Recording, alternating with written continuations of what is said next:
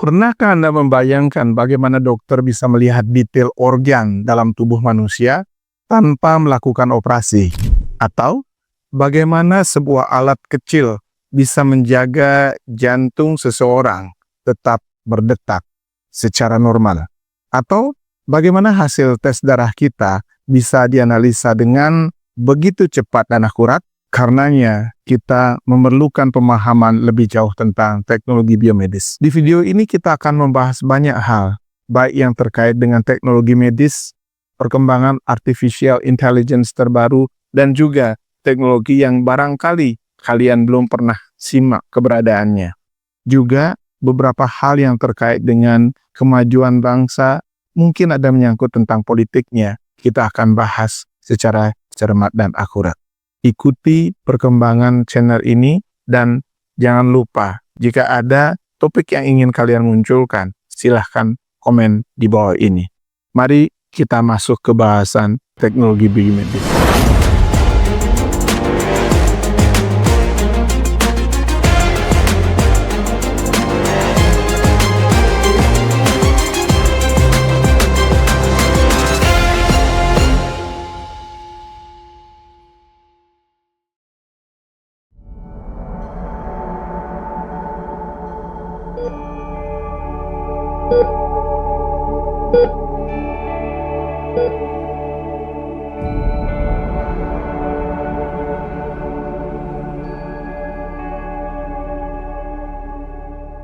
Welcome to the Indonesian Biomedical Engineering Society.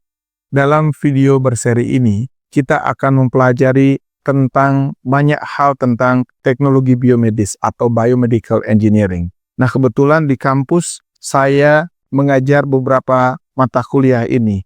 Teknologi biomedis, artificial intelligence, Internet of Medical Things, dan juga mata kuliah lainnya. Sehingga penyampaian dalam video ini saya tujukan baik untuk mahasiswa maupun untuk kalangan umum.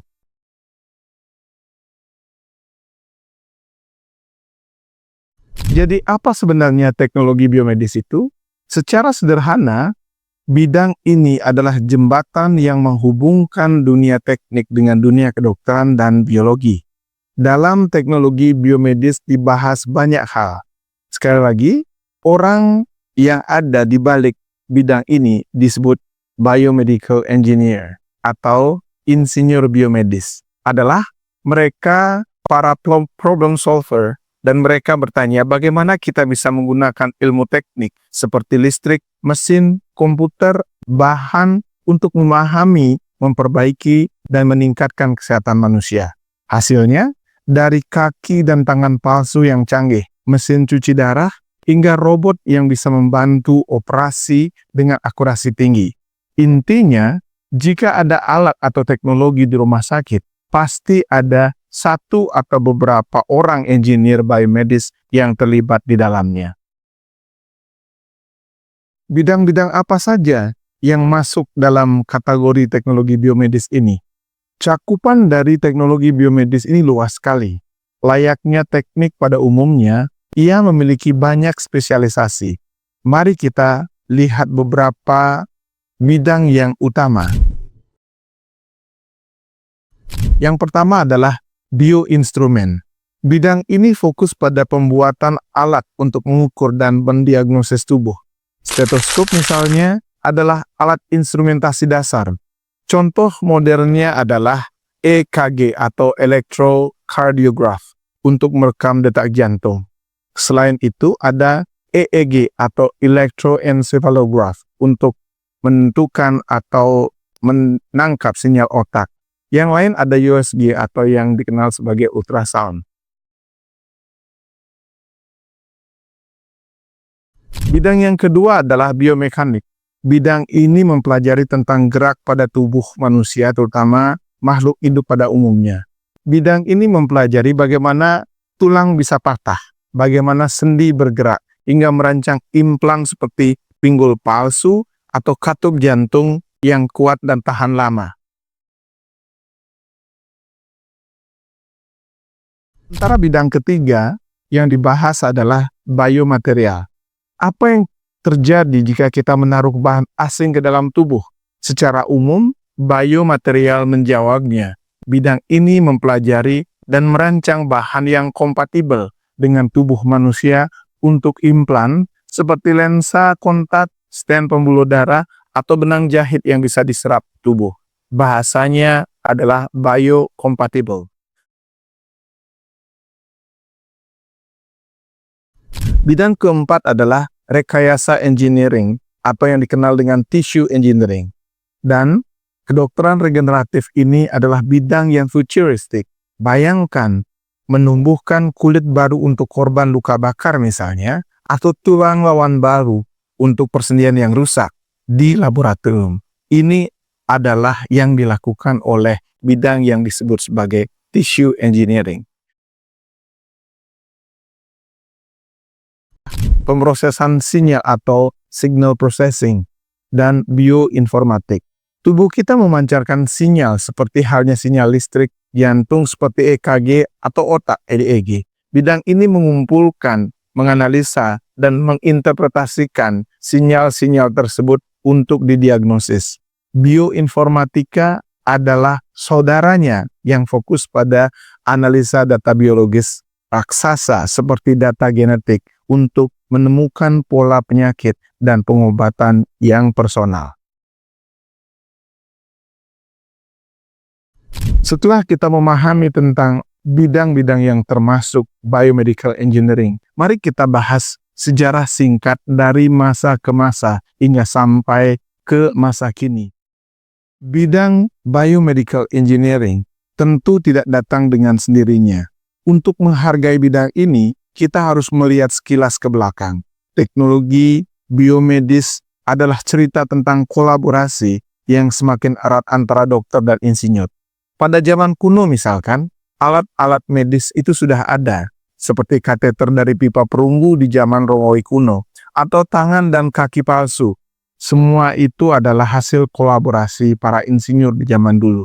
Di zaman awal abad ke-19, fondasi ilmiah mulai dilakukan. Penemuan besar seperti stetoskop tahun 1816 atau sinar X oleh Wilhelm Conrad Roentgen tahun 1895 membuka jalan untuk pertama kalinya kita bisa melihat ke dalam tubuh manusia tanpa melakukan pembedahan. Di pertengahan abad ke-20, kelahiran formal teknologi biomedis ini. Puncaknya adalah implantasi pacemaker atau alat pacu jantung pertama kali yang sukses dilakukan pada 1958. Inovasi seperti mesin dialisis cuci darah misalkan, atau mesin jantung paru-paru untuk operasi bypass menunjukkan bahwa teknik bisa menopang kehidupan. Pada era inilah universitas mulai membuka program studi teknik biomedis secara formal. Di abad ke-21, terjadi revolusi digital. Kita memasuki era robotik, seperti robotika Da Vinci, pencetakan organ 3D atau bioprinting, artificial intelligence yang kita kenal dengan AI untuk menganalisa scan medis dengan lebih cepat dan akurat, dan perangkat wearable seperti smartwatch yang bisa memantau EKG misalkan. Batasannya terus diterobos, dan itu berkat kerjasama yang apik antara dunia medis dan dunia engineering. Awalnya, teknologi medis diimpor secara penuh. Alat-alat canggih di rumah sakit kita didatangkan semuanya dari luar negeri. Tentu ini menimbulkan tantangan, ketergantungan, harga yang mahal, dan yang paling krusial tentu alatnya rusak. Nah, ketika alat rusak, kita masih bergantung dengan engineer dari luar negeri tersebut. Kesadaran akan pentingnya memiliki SDM sendiri di bidang ini pun tumbuh. Lembaga seperti BPPT atau Badan Pengkajian dan Penerapan Teknologi mulai mempelajari dan mengembangkan alat-alat kesehatan secara mandiri. Kementerian pun mulai menyadari pentingnya manajemen dan rekayasa pada bidang ini. Namun demikian, kemajuan yang diharapkan belumlah seperti yang kita harapkan. Masih terjadi pergolakan, terutama secara politik, yang pada akhirnya menghambat kemajuan teknologi ini. Di tingkat perguruan tinggi kita mulai membuka program studi khusus teknologi biomedis. ITB misalkan adalah salah satu pelopornya. Demikian juga dengan UGM. Kini semakin banyak universitas yang memiliki program sarjana hingga magister pada bidang ini untuk mencetak engineer biomedis lokal yang kompeten dan handal. Pendidikan tinggi di Indonesia. Nah, bagaimana kalian yang tertarik? Apa yang dipelajari dan di mana menempuhnya? Kurikulumnya seperti apa? Tentu ini merupakan satu pertanyaan yang menarik. Kurikulumnya pada intinya adalah perpaduan unik antara dasar teknik seperti matematika, fisika, rangkaian listrik, pemrograman, mekanika, dan material. Dasar biomekanis seperti anatomi, fisiologi, biologi secara umum, demikian juga dengan biokimia.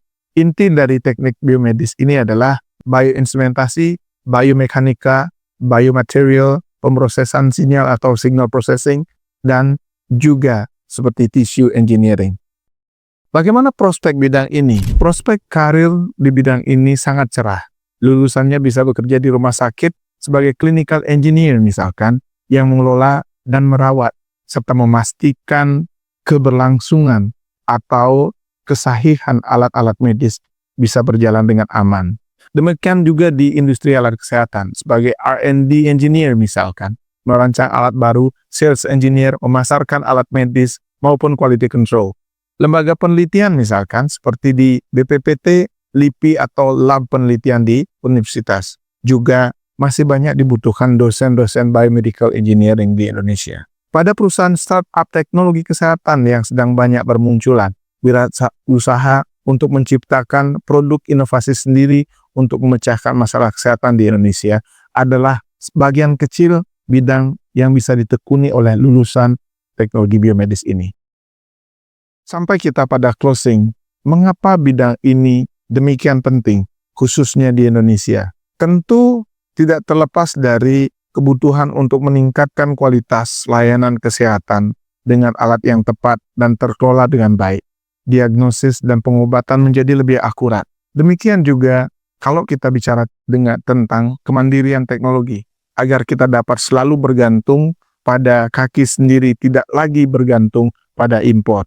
Bisa memproduksi dan memelihara alat kesehatan secara mandiri, dan juga yang tentunya secara biaya dan teknologi lebih terjangkau. Yang lain adalah memecahkan masalah kesehatan.